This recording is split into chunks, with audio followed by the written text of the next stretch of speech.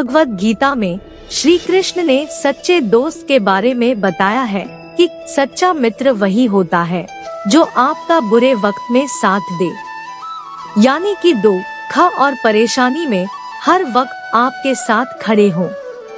ऐसा न हो कि वह समस्याएं आते ही वह आपसे दूर हो जाए। यदि आपका मित्र ऐसा न करे तो तुरंत ही उसका परित्याग कर देना चाहिए, अन्यथा ऐसे लोग आपके मित्र बनकर मित्रों की संख्या में तो इजाफा कर देंगे, लेकिन जरूरत पड़ने पर कोई आपके साथ नहीं होगा। वर्तमान समय में इसकी प्रासंगिकता कुछ इस तरह है कि वक्त जब सही हो तो तमाम दोस्त मिल जाते हैं मौजमस्ती करने के लिए, लेकिन वक्त खराब हो तो सभी साथ छोड़ देते हैं। बहुत कम होते हैं जो आपका साथ देते हैं, तो जो बुरे वक्त में साथ दे वही सच्चा मित्र है। श्री कृष्ण ने गीता में अर्जुन से कहा कि व्यक्ति को अपने गुरु के अलावा अपने अनुभवों से भी सीख लेनी चाहिए, अन्यथा कई बार व्यक्ति परेशानी में पड़ सकता है।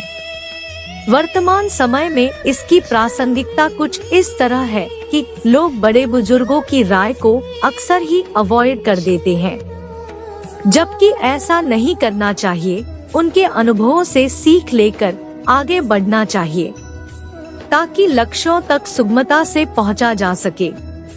अन्यथा कई बार ऐसा भी देखा गया है कि बार बार असफलता मिलने के बाद भी व्यक्ति उसी पथ पर उसी प्रक्रिया से बार बार गुजरता है, जबकि उसे बीते समय में मिले परिणामों का विश्लेषण करना चाहिए और फिर मिले अनुभवों के आधार पर आगे बढ़ना चाहिए। श्रीमद् भगवत गीता में श्री कृष्ण अर्जुन को बताते हैं कि मोह के बजाय सत्य को जानने का प्रयास करना चाहिए, यानी कि शरीर एक दिन नष्ट हो जाएगा तो इसका मोह त्याग दें और समाज और धर्म की स्थापना के लिए जो भी बेहतर से बेहतर कर सकते हो उसे करने में कोताही न बरतें। वर्तमान समय में इसकी प्रासंगिकता कुछ तरह है कि व्यक्ति को ईश्वर और धर्म को जानने का प्रयास करना चाहिए। ऐसा करने से वह कभी भी किसी भी गलत दिशा में नहीं जाएगा, साथ ही वह धर्म और ईश्वर को जानते समझते हुए कार्य करेगा। ऐसे में उसके सफल होने की संभावनाएं भी अधिक हो जाती है।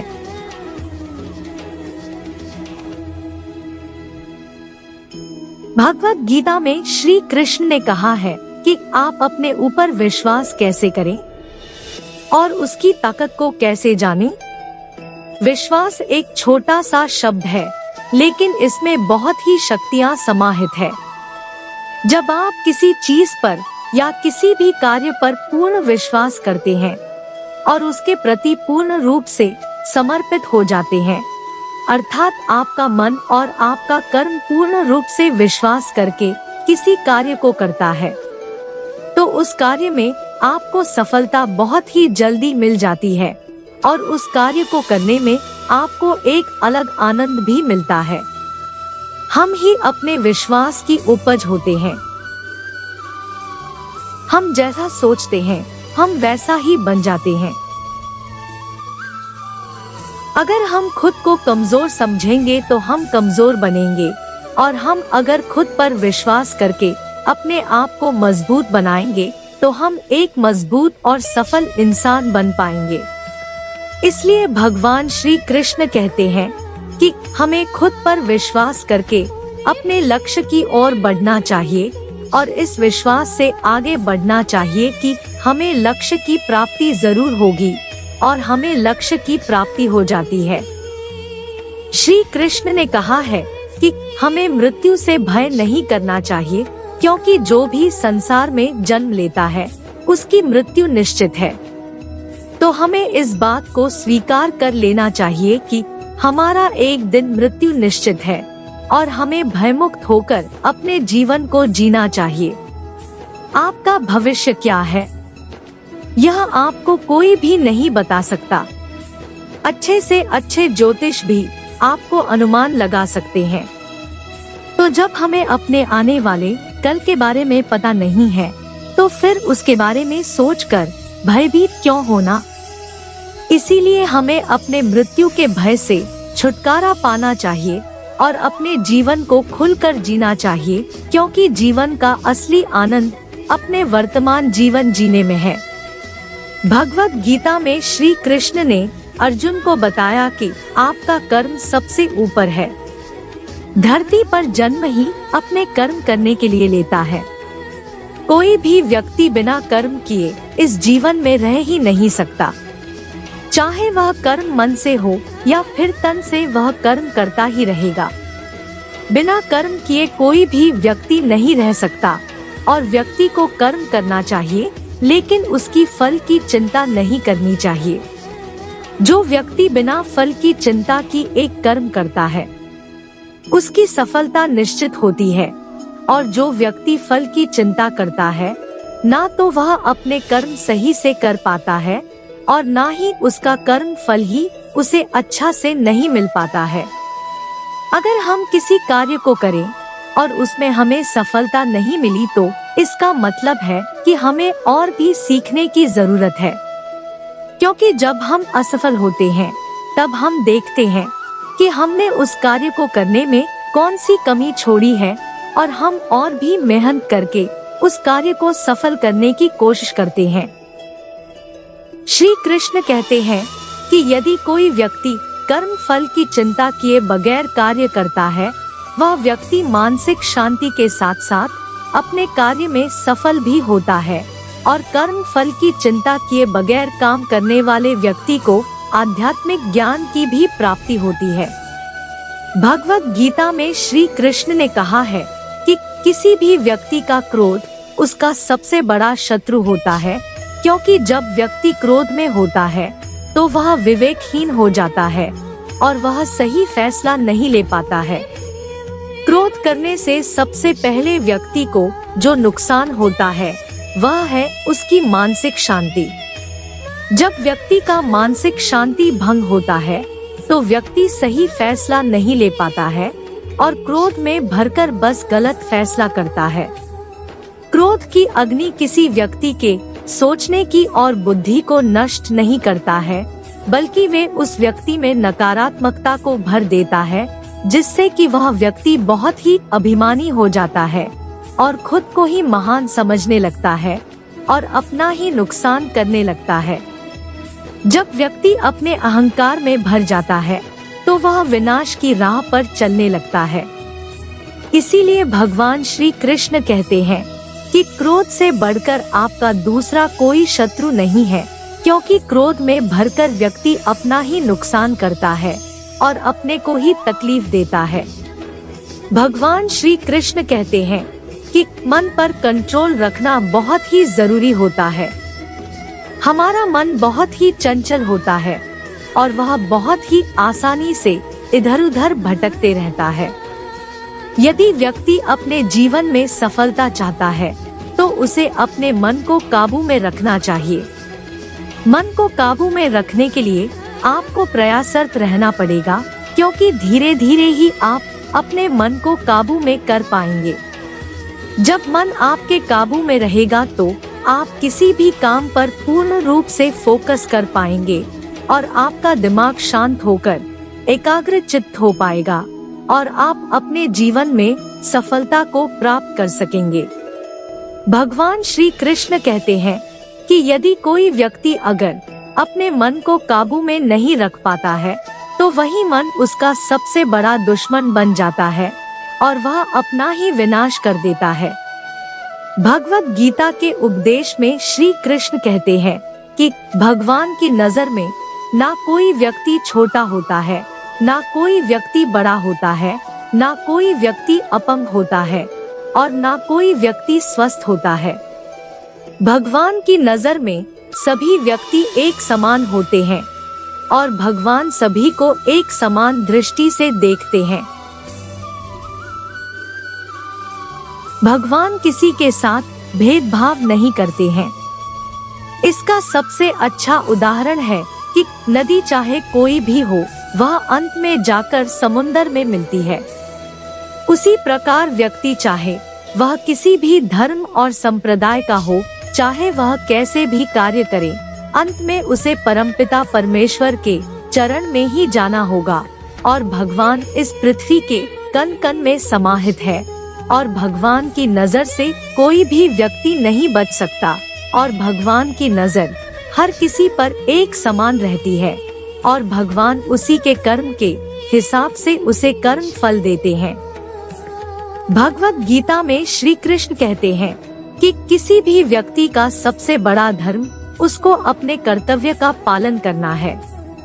व्यक्ति को अपने कर्तव्य का पालन हर हाल में करना चाहिए, चाहे व्यक्ति किसी भी परेशानी में हो या दुख में हो, लेकिन उसे सबसे पहले अपने कर्तव्य का पालन करना चाहिए। व्यक्ति का सबसे बड़ा धर्म उसका कर्तव्य होता है और वह अगर अपने कर्तव्य का पालन नहीं करता है तो वह अधर्म करता है। हमें किसी के भी कर्म से प्रभावित नहीं होना चाहिए, क्योंकि हमें दूसरों के सफलता से या दूसरों के तरक्की से विचलित होकर अपने कर्तव्य से पीछे नहीं हटना चाहिए। जो व्यक्ति अपने कर्तव्य का पालन नहीं करता है उसका मन अशांत रहता है और वह दुख को प्राप्त करता है। दूसरों से अपनी तुलना करके अपने आप को उसकी तरह बनाने से अच्छा है कि आप अपना कर्तव्य का पालन करें। कर्तव्य हमें सही राह पर चलना सिखाता है और कर्म ना करने से कहीं ज्यादा बेहतर है कि आप कुछ ना कुछ काम करें। कुछ व्यक्ति कर्तव्य में मेहनत देखकर या फिर कुछ व्यक्ति देखकर उस कर्तव्य को करने से पीछे हट जाते हैं।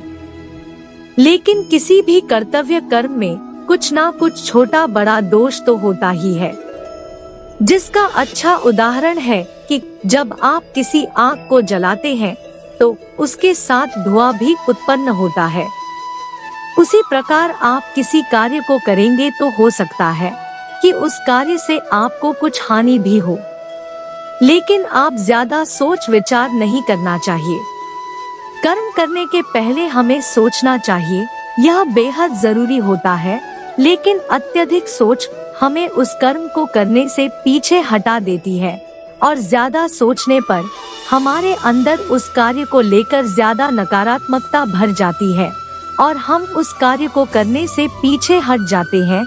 इसीलिए हमें ज्यादा सोचना नहीं चाहिए और अपने कर्तव्य का हमेशा पालन करना चाहिए।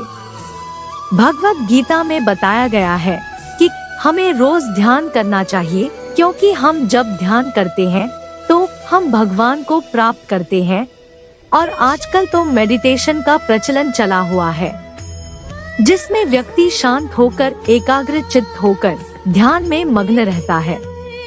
आज से 5000 वर्ष पूर्व ही भगवान श्री कृष्ण ने यह उपदेश दिया था कि हमें ध्यान करना चाहिए और ध्यान करने से हमारे मन को एक अलग शांति मिलती है। श्री कृष्ण कहते हैं कि जो भी व्यक्ति अपने मन को, अपने ध्यान को, अपनी सभी इंद्रियों को शांत करके एकाग्र चित्त होकर भगवान के ध्यान में मग्न होता है तो उस व्यक्ति को भगवान के होने का ज्ञान प्राप्त होता है।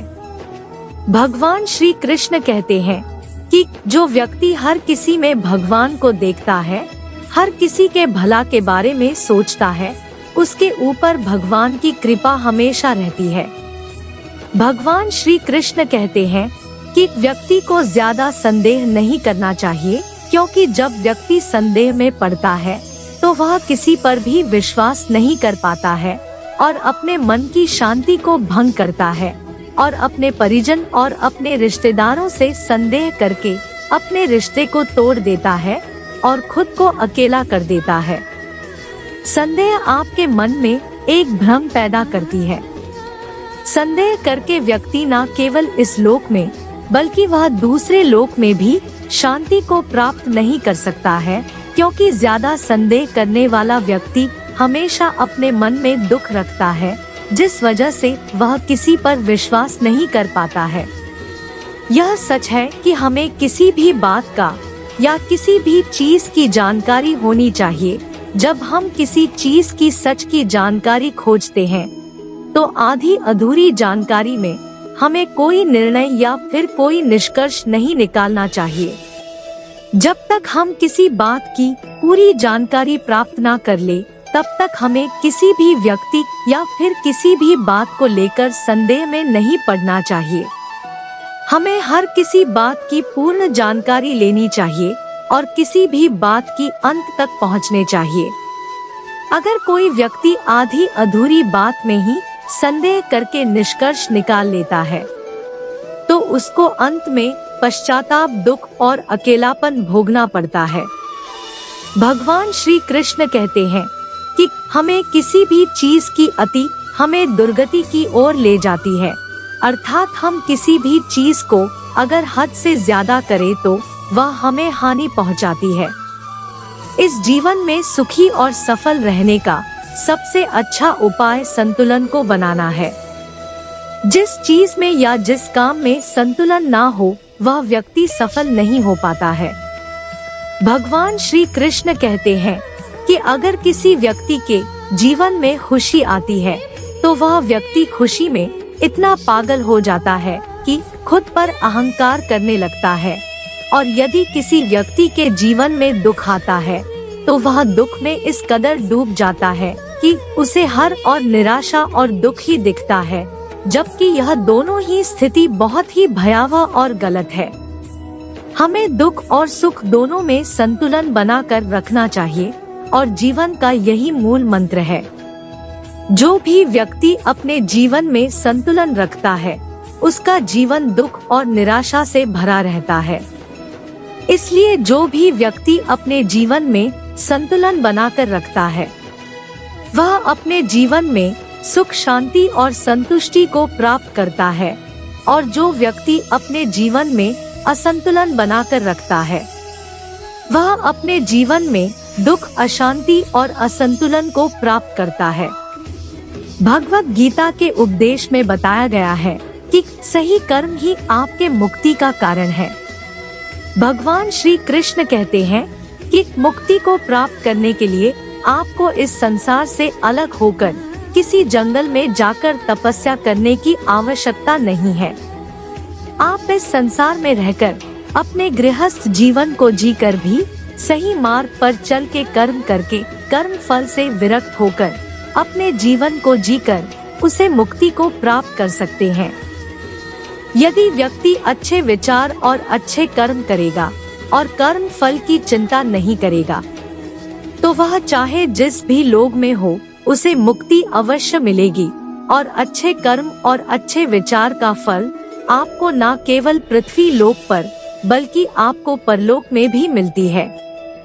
भगवान श्री कृष्ण कहते हैं कि ज्ञान और कर्म एक ही है, लेकिन जो व्यक्ति अज्ञानी होता है वह ज्ञान और कर्म को अलग अलग मानता है।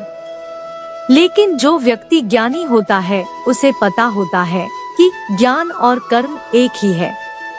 क्योंकि अगर आपको किसी भी चीज का ज्ञान है और आप किसी को ज्ञान देते हैं और उस ज्ञान को अपने ऊपर प्रयोग नहीं करते हैं, तो आपका ज्ञान अधूरा ही है।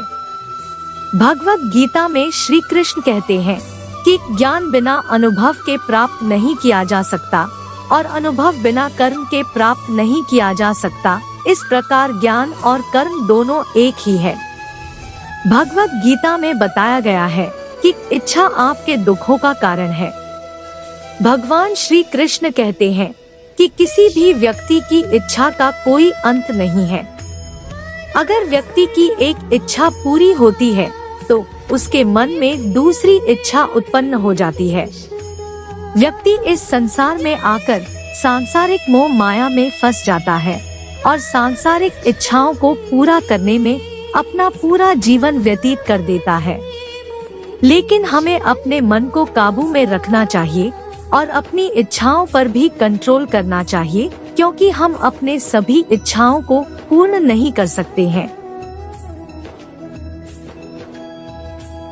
अगर हम अपनी सभी इच्छाओं को पूर्ण करने लगे तो हम कुछ गलत और नकारात्मक कार्य भी करने लगेंगे। इसीलिए हमें अपने इच्छाओं पर कंट्रोल करना चाहिए और अपनी इच्छाओं से दूर होकर उस पर कंट्रोल करने की कोशिश करनी चाहिए। तभी जाकर धीरे धीरे आपकी सभी इच्छाओं पर कंट्रोल हो पाएगा और आप अपने जीवन में सफल और सुख में जीवन प्राप्त कर पाएंगे, क्योंकि इच्छाओं का कोई अंत नहीं है। इसे केवल हम अपनी इच्छाओं पर काबू पाकर ही खत्म कर सकते हैं। इस धरती पर प्रत्येक व्यक्ति का जीवन संघर्षों से भरा हुआ है और व्यक्ति न केवल बाहरी मुसीबत संकट से, बल्कि उसके मन में चल रहे मानसिक मुसीबत यानी कि मानसिक परेशानी, मानसिक तनाव, चिंता से भी जूझ रहा है। तो इन सब से मुक्ति पाने के लिए भगवत गीता का उपदेश हमें सिखाता है कि हम कैसे अपने जीवन में संतुलन बनाए रखें, कैसे अपने कर्म और अपनी सोच में संतुलन बनाए रखें। हम किसी दुविधा में पड़ जाते हैं कि यह करना सही है या गलत। इन सारी दुविधा से निकलने में भगवत गीता का उपदेश बहुत ही महत्वपूर्ण भूमिका निभाती है। भगवत गीता के उपदेश से हमें मानसिक शांति मिलती है। भगवत गीता के उपदेश से हम धैर्य रखना, भगवान पर विश्वास करना, अपने आत्मविश्वास को बढ़ाना सीखते हैं। भगवान श्री कृष्ण कहते हैं कि हमें स्वार्थी और अस्वार्थी नहीं होना चाहिए। हमें सब कुछ भगवान के ऊपर छोड़ देना चाहिए। स्वार्थ में भरकर अगर व्यक्ति कोई कार्य करता है तो उसके कार्य को सफल होने में समय भी लगता है और वह व्यक्ति कर्म फल की चिंता में हमेशा उलझा रहता है और कार्य को भी सही से नहीं कर पाता है। इसीलिए हमें बिना स्वार्थ के कार्य करना चाहिए और कर्म फल की भी चिंता नहीं करनी चाहिए। हमें बस कर्म करना चाहिए और सब कुछ भगवान के ऊपर छोड़ देना चाहिए। तभी हम अपने मन को शांत रखकर अपने काम को पूरे मन से कर पाते हैं और उसमें सफलता प्राप्त कर पाते हैं। इसीलिए हमें स्वार्थी नहीं होकर सब कुछ भगवान को समर्पित कर देना चाहिए, यहाँ तक कि कर्मफल भी। इस संसार में जो होता है भगवान की मर्जी से ही होता है, तो हमारे सोचने ना सोचने से कुछ नहीं होने वाला है। तो हम क्यों खुद को परेशान करें, खुद को चिंता में डाले रखें। जो हो रहा है वह अच्छे के लिए हो रहा है और जो होगा वह भी अच्छे के लिए होगा। हमेशा यह सोचते हुए खुद को सकारात्मक रखें और अपने